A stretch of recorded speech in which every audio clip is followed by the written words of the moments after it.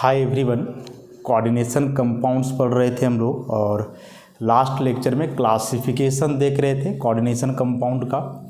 उसमें से homoleptic, heteroleptic complexes और फिर केटायनिक, एनायनिक और नॉन आयनिक कॉम्प्लेक्सेस। उसी समय बताए थे कि यह जो क्लासिफिकेशन है चार्ज के आधार पे केटायनिक, एनायनिक और नॉन आयनिक बहुत इंपॉर्टेंट है, जो आगे नॉमेनक्लेचर में काफ़ी ज़्यादा यूज होगा।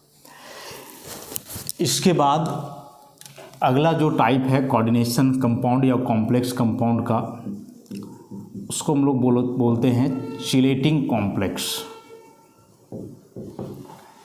चिलेटिंग कॉम्प्लेक्स, इसी को चिलेट बोलते हैं।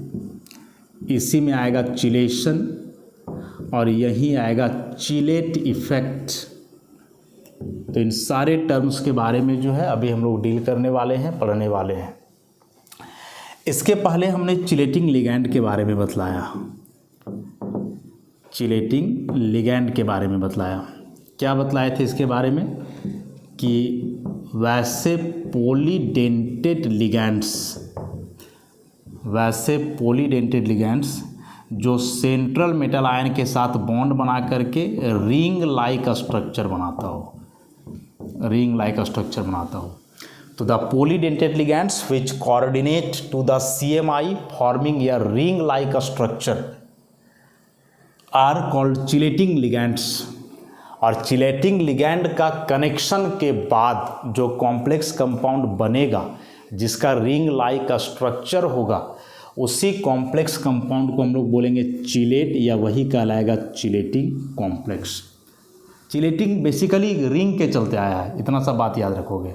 जब कभी भी रिंग का फॉर्मेशन हो बॉन्डिंग के चलते तो वह चिलेट कहलाएगा, सिंपल सी बात है।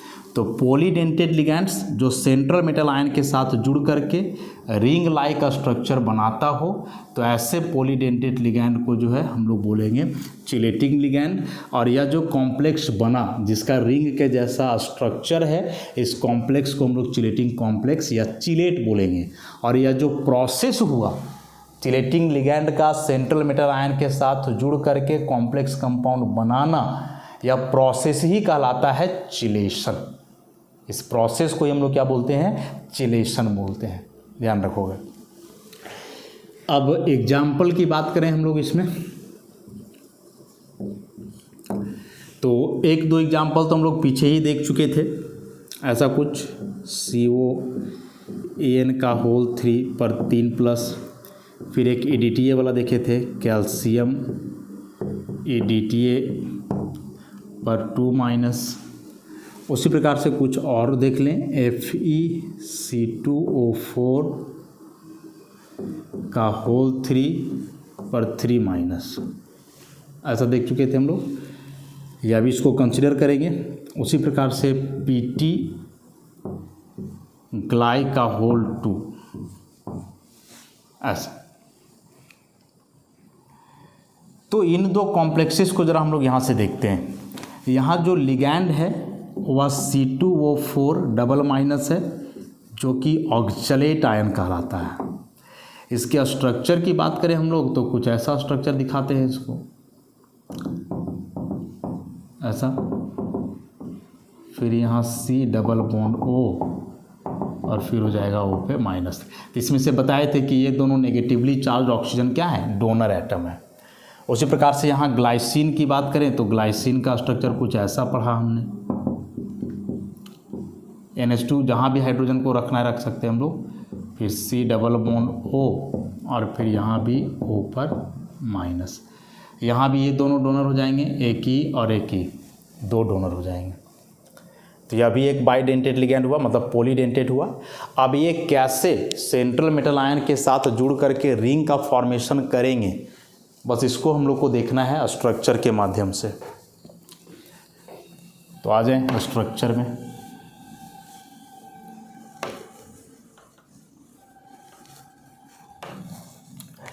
तो सबसे पहले इस आयरन वाले को देखो,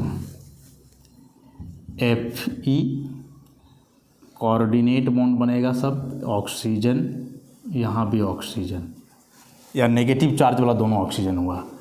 अब इसी में से आप डायरेक्ट ऐसे दिखला दो, कार्बन है यहाँ तो डबल बॉन्ड O, यहाँ भी कार्बन है डबल बॉन्ड O। ऐसा इस कार्बन के बदले वहाँ वैसे दिखाया जा रहा है, उसका मतलब कार्बन ही हुआ।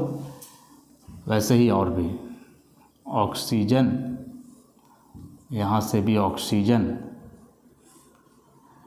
ये double bond O, double bond O। Same इधर भी होना है, ऑक्सीजन ऑक्सीजन, यहाँ भी डबल बॉन्ड O और डबल बॉन्ड O। देखो इस पूरे कॉम्प्लेक्स का रिंग स्ट्रक्चर हुआ, और इसमें से जो बन रहा है 5 मेंबर रिंग है, 1 2 3 4 5, जो कि एक स्टेबल रिंग है, कोई स्ट्रेन वगैरह का बात नहीं है। तो यही जो कॉम्प्लेक्स कंपाउंड बना, this is called chelating complex, this is called chelating complex. उसी प्रकार से यदि इसकी बात करें हम लोग तो PT, यह है glycinate ion, this is glycinate ion. कैसे दिखाएंगे इसको, ज़रा ध्यान से देखोगे तो प्लैटिनम है, यहाँ मान लो कि नाइट्रोजन बॉन्ड बना रहा है NH2, ऑक्सीजन, यहाँ डबल बॉन्ड O और फिर ऐसे जुड़ेगा। क्या NH2 के बाद CH2 है तो यहाँ CH2 रख लिए हम लोग, फिर यह कार्बन है तो यहाँ कार्बन, उसी में डबल बॉन्ड O और फिर O। सेम में कैसे भी होगा, एक और है ऐसा ही NH2O, तो यहाँ भी हो जाएगा डबल बॉन्ड O। तो यहाँ भी रिंग बन रहा है, ये भी कहीं ना कहीं 5 मेंबर रिंग ही है, 1 2 3 4 5 स्टेबल रिंग है ऐसा। तो ये भी कहलाएगा chelating complex, this one is also chelating complex. ऐसा तो बड़ा ही आसान सा कंसेप्ट है, इसमें चिलेटिंग कॉम्प्लेक्स कोई बड़ा सा चीज़ नहीं है। बस याद रखोगे कि यदि कोई polydentate ligand central metal ion के साथ जुड़ रहा है और जुड़ करके यदि वह रिंग का फॉर्मेशन कर रहा है या वैसा कॉम्प्लेक्स बन रहा है जिसमें रिंग बने, जैसे यहाँ देख रहे हो 5-5 मेंबर का 2 रिंग बना, यहाँ 3 रिंग बना है, तो ऐसे कॉम्प्लेक्स को चिलेटिंग कॉम्प्लेक्स। और जो लिगैंड है जैसे यहाँ ऑक्जेलेट और ग्लाइसिनेट, ये दोनों चिलेटिंग लिगैंड कहलाएंगे। और यह प्रोसेस जो हुआ चिलेटिंग लिगैंड का सेंट्रल मेटल आयन के साथ जुड़ करके कॉम्प्लेक्स कंपाउंड बनाना, यह प्रोसेस कहलाता है चिलेशन। समझ गए बात को। अब इसमें से चिलेटिंग लिगैंड देख लिए हम लोग, चिलेटिंग कॉम्प्लेक्स भी देख लिए, चिलेशन भी देख लिए। तो अब जो इसमें बच रहा है वह है chelate effect. Chelate effect, chelate effect. Chelate effect क्या है, तो ये भी कोई बड़ा सा कंसेप्ट नहीं है, सिंपल सा कंसेप्ट है कि a chelating complex is more stable, a chelating complex is more stable than a similar non chelating complex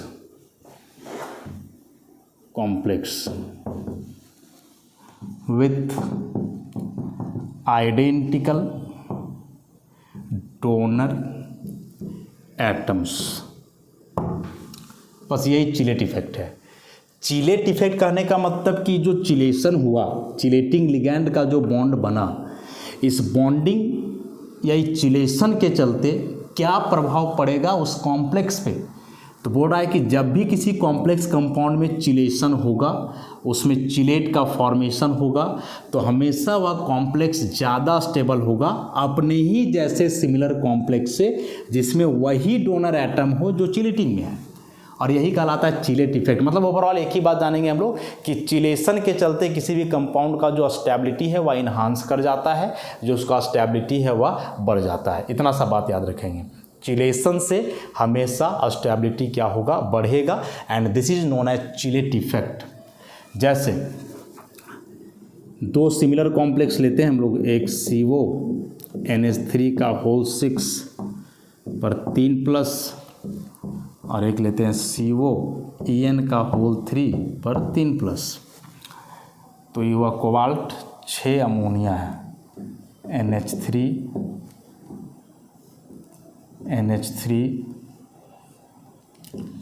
NH3, यहाँ भी हो जाएगा NH3,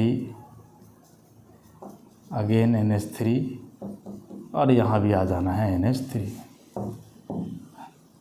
इसमें कोई रिंग नहीं बन रहा है, इसलिए कहलाएगा नॉन चिलेटिंग कॉम्प्लेक्स। इसीलिए क्या कहलाएगा? नॉन चिलेटिंग कॉम्प्लेक्स, क्योंकि इसमें कोई रिंग का फॉर्मेशन नहीं हो रहा है। इसी के जैसा जो बगल में कॉम्प्लेक्स लिखा गया है इथिलीन डाइएमीन वाला, दिस इज, इसका स्ट्रक्चर बनाओगे तो ऐसा स्ट्रक्चर होगा। कोऑर्डिनेट बॉन्ड ऐसे ही बनेगा ऑक्टाहेड्रल मैनर में, और सब जगह डोनर एटम नाइट्रोजन ही होगा। और इसी को हम लोग डायरेक्ट यहाँ लिख देंगे इन।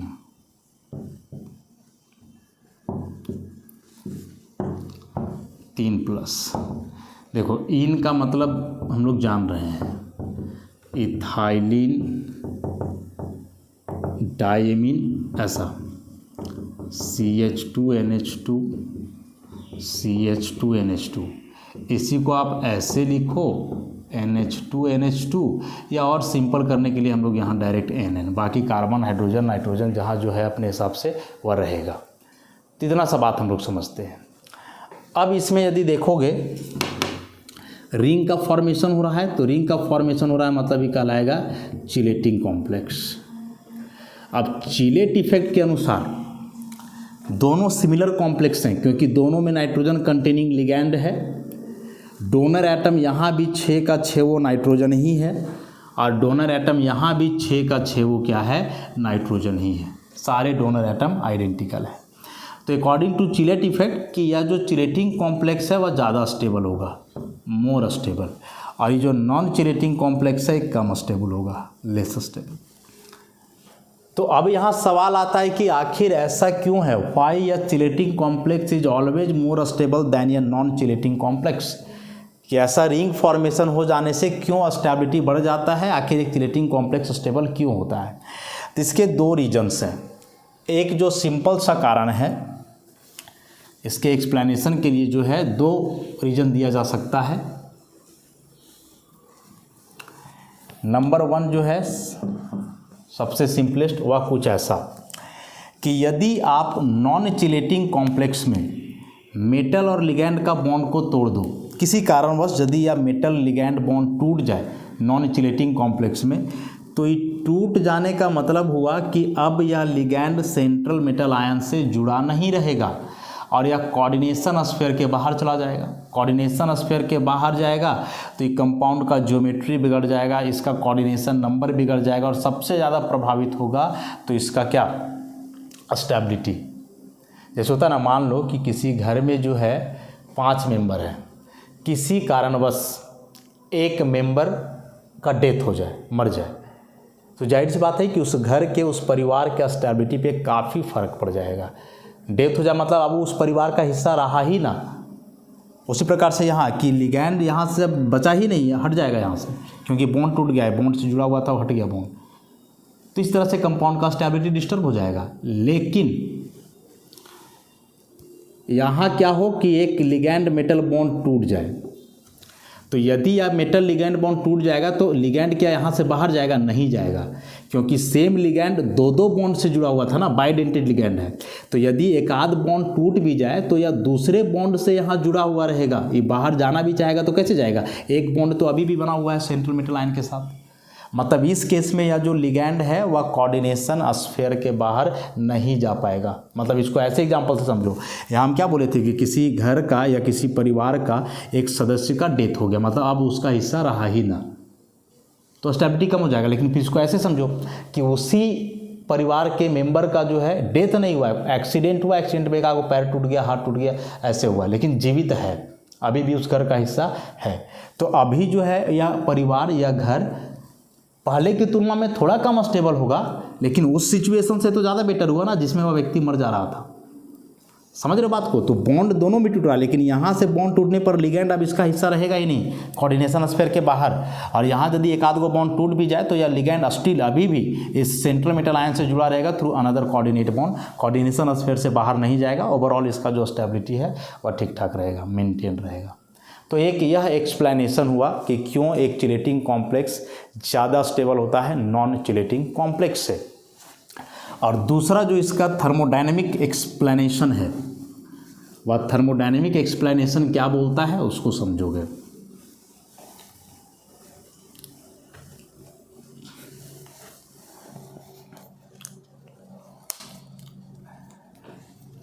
थर्मोडायनेमिक एक्सप्लेनेशन,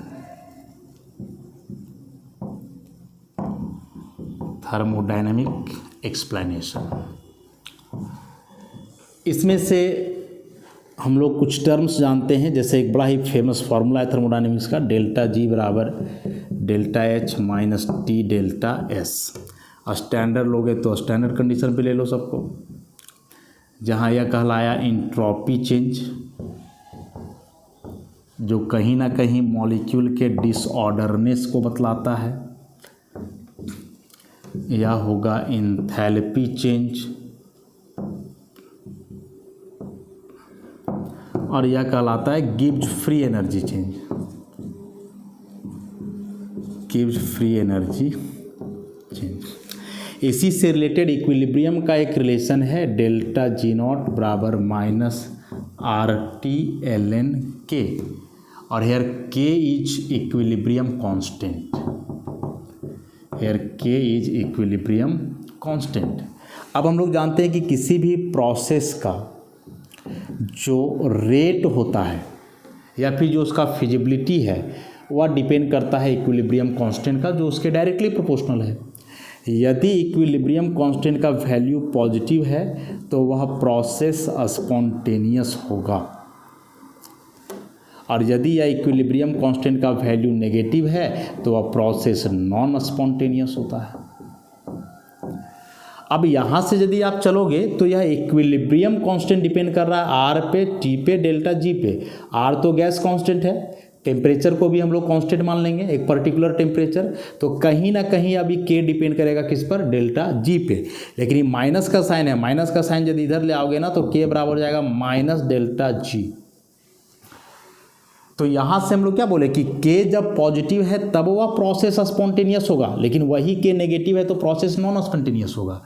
अब के यहाँ पॉजिटिव आए उसके लिए यह बेहद ज़रूरी है कि delta G should be minus या नेगेटिव। तो डेल्टा जी यदि नेगेटिव रहेगा तो डेल्टा जी नेगेटिव और बाहर भी नेगेटिव, तो वह नेगेटिव नेगेटिव क्या हो जाएगा, पॉजिटिव। तो इस केस में जो है के का वैल्यू आ जाएगा पॉजिटिव में। सिंपल सी बात है, के पॉजिटिव रहे तब कोई प्रोसेस स्पॉन्टेनियस होता है, माने वो अपने आप होता है, वैसा रिएक्शन फिजिबल होता है, और उस केस में जो प्रोडक्ट बनेगा उसका स्टेबिलिटी ज़्यादा होता है। के पॉजिटिव होने का कंडीशन है कि delta G should be negative. Delta G negative कब होगा, अब यहाँ से देखो, डेल्टा जी नेगेटिव होने के कई कारण हो सकते हैं। पहला कि डेल्टा एच नेगेटिव हो, तो डेल्टा एच नेगेटिव रहेगा तो नेगेटिव, यहाँ भी नेगेटिव, तो ओवरऑल रिजल्ट आएगा नेगेटिव। या दूसरा है कि डेल्टा एस पॉजिटिव हो, क्योंकि यदि डेल्टा एस पॉजिटिव रहेगा, पॉजिटिव मतलब बड़ा वैल्यू होगा, तो पॉजिटिव और नेगेटिव क्या रहेगा, ओवरऑल नेगेटिव रहेगा। अब मान लो कि डेल्टा एच यहाँ स्मॉलर वैल्यू है, और चूंकि यह पॉजिटिव है तो जाहिर सी बात है कि पूरा टर्म लार्जर वैल्यू होगा। अब एक स्मॉलर वैल्यू में लार्जर वैल्यू माइनस करोगे तो रिजल्ट हमेशा क्या आएगा, नेगेटिव आएगा। तो यहाँ से भी डेल्टा जी क्या हो सकता है, नेगेटिव। टेम्परेचर को कांस्टेंट लेकर के चल रहे हैं हम लोग, तो डेल्टा जी नेगेटिव आने के दो कंडीशन हुए कि delta H should be negative या फिर delta S should be positive. तो ऐसा करने से डेल्टा जी आएगा नेगेटिव, और डेल्टा जी नेगेटिव आने का मतलब इक्विलिब्रियम कांस्टेंट पॉजिटिव, और इक्विलिब्रियम कांस्टेंट पॉजिटिव आने का मतलब कि रिएक्शन स्पॉन्टेनियस होगा, प्रोसेस अपने आप होगा, और इस दरमियान जो प्रोडक्ट बनेगा उसका स्टेबिलिटी भी क्या होगा, अधिक होगा, ज़्यादा होगा। अब इसी को ज़रा हम लोग समझते हैं ढंग से कुछ एग्जाम्पल के तहत। डेल्टा एस मतलब डिसऑर्डरनेस, डिसऑर्डरनेस का मतलब फिलहाल समझ जाओ कि नंबर ऑफ मॉलिक्यूल्स।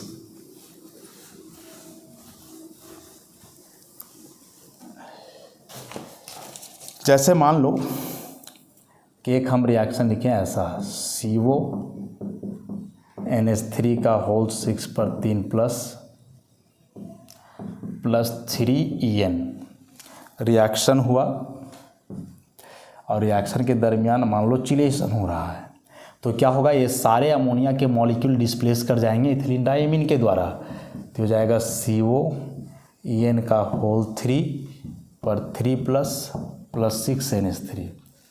अब इस रिएक्टेंट के साइड देखोगे तो ये पूरा का 1 मोल है, मतलब ये 1 मॉलिक्यूल हुआ, ये 3 है, तो टोटल कितना हुआ 4।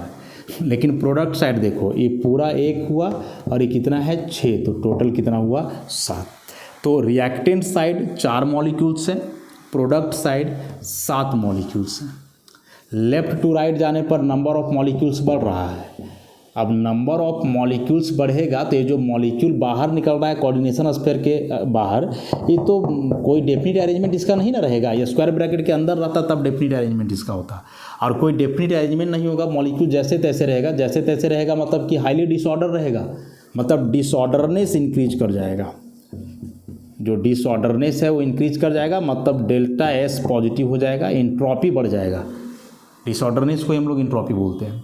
तो जब कभी भी किसी भी रिएक्शन में रिएक्टेंट से ज़्यादा मॉलिक्यूल हो प्रोडक्ट साइड, तो हमेशा बोलेंगे कि उस प्रोसेस का एंट्रोपी इंक्रीज कर रहा है। और यदि डेल्टा एस पॉजिटिव होगा तो अब सारा कहानी वही हो गया कि डेल्टा जी माइनस आ जाएगा, और डेल्टा जी माइनस आने का मतलब कि के क्या हो जाएगा, प्लस इक्विलिब्रियम कांस्टेंट का वैल्यू क्या हो जाएगा, पॉजिटिव हो जाएगा। समझे मेन कंसेप्ट क्या था सो? तो यह जो प्रोसेस है स्पॉन्टेनियस होगा, क्योंकि इस दरमियान जो है डेल्टा जी नेगेटिव हो रहा है, डेल्टा एस पॉजिटिव हो रहा है, के पॉजिटिव हो रहा है। और यह प्रोसेस क्या है, चिलेशन, कि नॉन चिलेटिंग लिगैंड हट करके वहाँ चिलेटिंग लिगैंड जा रहा है, रिंग का फॉर्मेशन हो रहा है। तो ऑब्वियसली यह ज़्यादा स्टेबल होगा, क्योंकि यह इसका इक्विलिब्रियम जो फॉरवर्ड डायरेक्शन में फेवर करेगा, स्पॉन्टेनियस प्रोसेस हो जाना है ऐसा।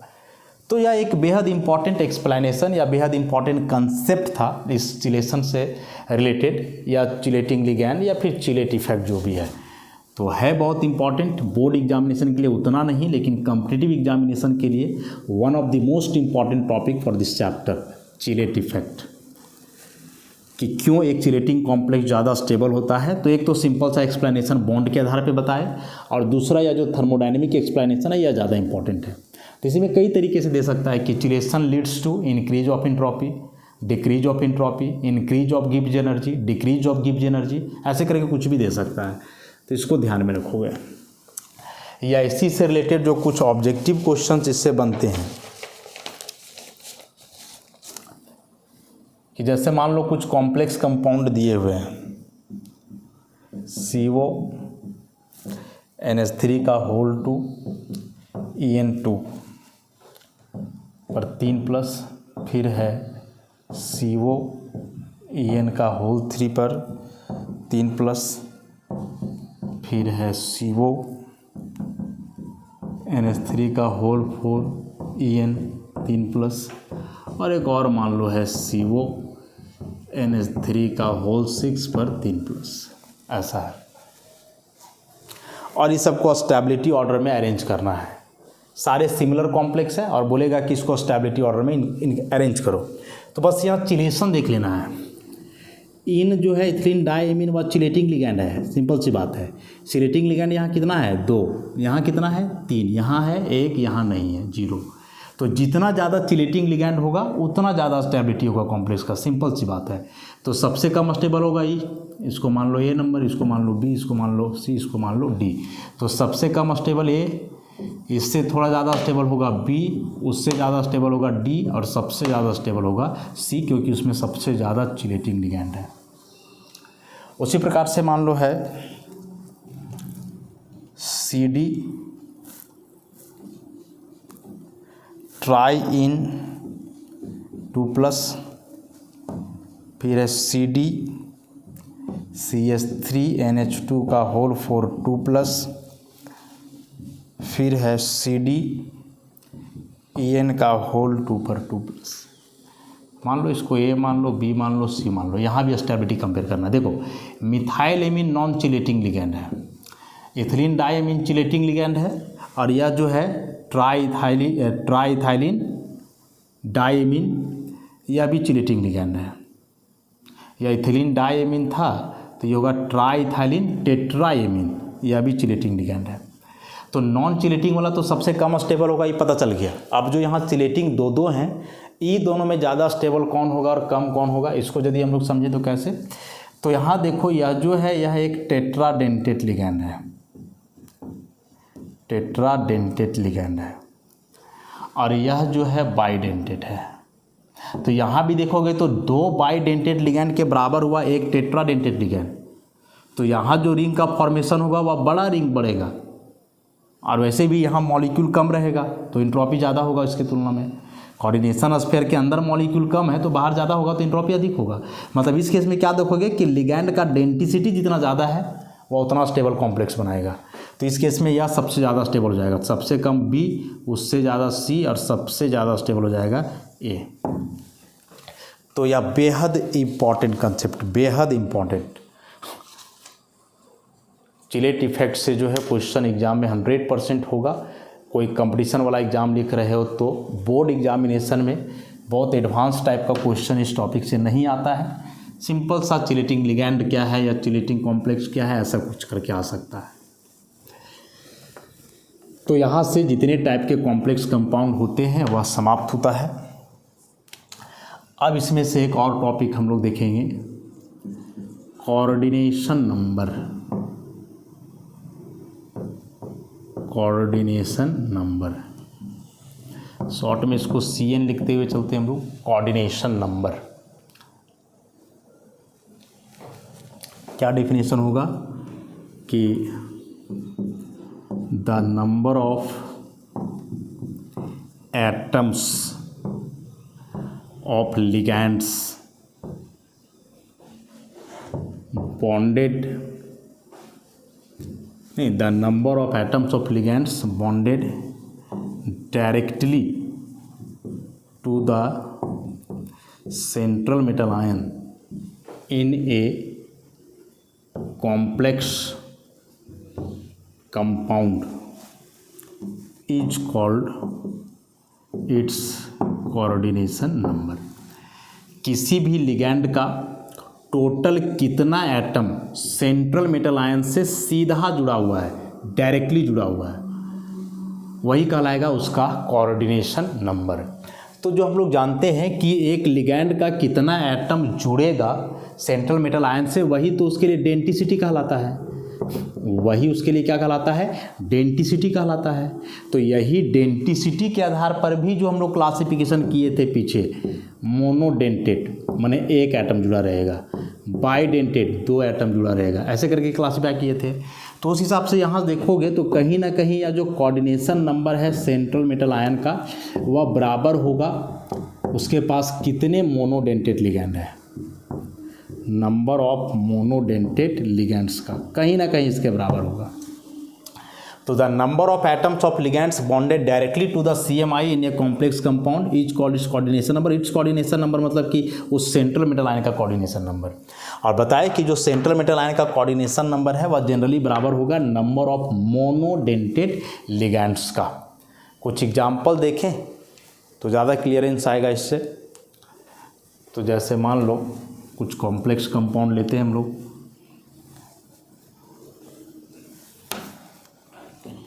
जैसे CuNH3 का या Cu कर दो, CuNH3 का होल 4 पर 2 प्लस NiCO का होल 4, ऐसे कई हो जाएंगे, FeCO का होल 5, फिर मान लो रहे CONH3 का होल 6 पर 3 प्लस, फिर हो सकता है COEN का होल 2 Cl2 1 प्लस, या हो सकता है CaEDTA पर 2 माइनस।